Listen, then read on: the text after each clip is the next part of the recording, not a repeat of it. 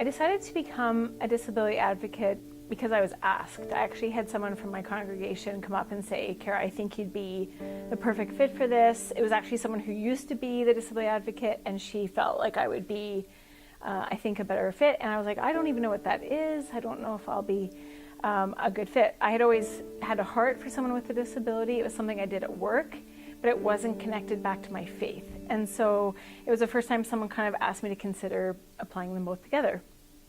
I said yes, and quite quickly realized the network of support and resources that was out there. I was worried that I'd be kind of on my own and trying to solve problems and support families, when in fact I realized there was a whole group of, a large group of people who were there to support me.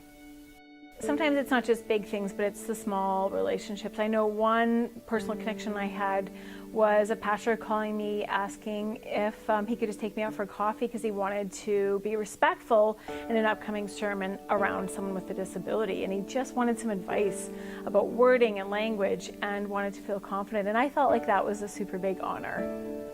So often I think when we begin to be disability advocates, we think we have to have all the answers. And more I realize sometimes it's just an awareness and an empathy around saying, why don't we figure it out together? In our church, we had a family, a little guy who was 10, and mom had never been to church in 10 years because churches kept saying, we aren't a fit for you. We aren't a fit for you. And someone had told her that our church would be a fit. And literally her first service, sitting there with her son, who did have a significant developmental disability, she cried the entire time. And so we had to start there and figure out what that was going to look like for their family. What did she really need?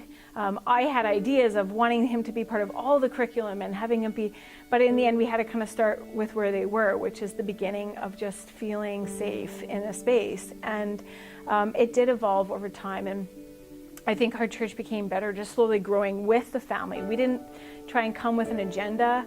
We just said, why don't we just start where you are? And slowly he came to Sunday school, and slowly I think got connected and people got to know who he was. Unfortunately, the family moved, and I think we were at a big loss after that. Even though it was actually a lot of work, I realized afterwards people kept saying, where are they? Where are they? And so they left a hole. I think based around us trying to just meet them where they were.